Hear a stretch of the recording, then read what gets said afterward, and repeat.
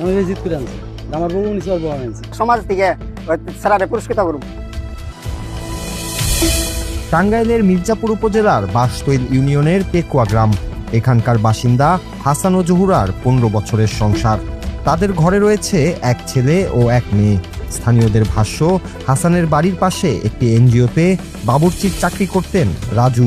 পাশাপাশি বাড়ি থাকায় রাজুর সঙ্গে পারিবারিকভাবে ওঠা বসার সুযোগে সখ্যতা গড়ে ওঠে জহুরার।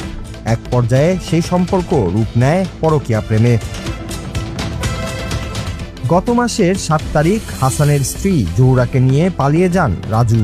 এতে ক্ষুব্ধ হয়ে হাসান বেছে নেন প্রতিশোধের এক অন্যরকম পথ।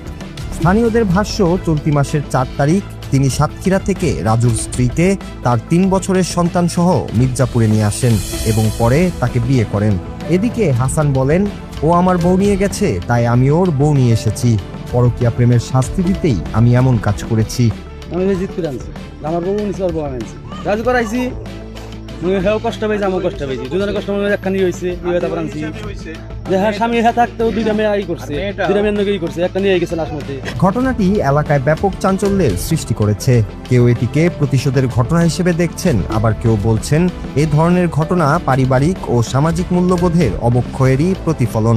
ওই আমাকে পাড়ায় থেকে এক স্যারাই বউ নিয়ে গেছে একজনের, তার এই স্যারাই আবার তার বউ আনছে। এই জন্য আমরা সমাজ থেকে স্যারারে পুরস্কৃত করুন। এই বড় করে অনুষ্ঠান করুন। 3 বছর এক মেয়ে আছে, এই মেয়ে শুদ্ধ নিয়ে আইছে। ওর আগের বউয়ের আছে হলো এক ছেলে এক মেয়ে।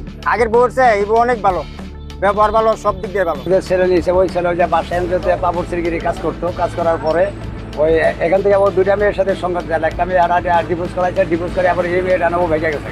এমন একটা প্রস্তুতি নিয়েছে, মানে আরে বড় ধরনের একটা পুরস্কৃত বা তারা আমোদ ভর্তি করার জন্য একটা আয়োজনও করছে। ঘটনাটি নিয়ে সামাজিক যোগাযোগ মাধ্যমেও চলছে নানা আলোচনা। এমন অদ্ভুত প্রতিশোধের গল্প শুনে অবাক হচ্ছেন নেটিজেনরা। একই সঙ্গে প্রশ্ন উঠছে পারিবারিক বন্ধন, নৈতিকতা এবং সামাজিক সচেতনতা নিয়ে।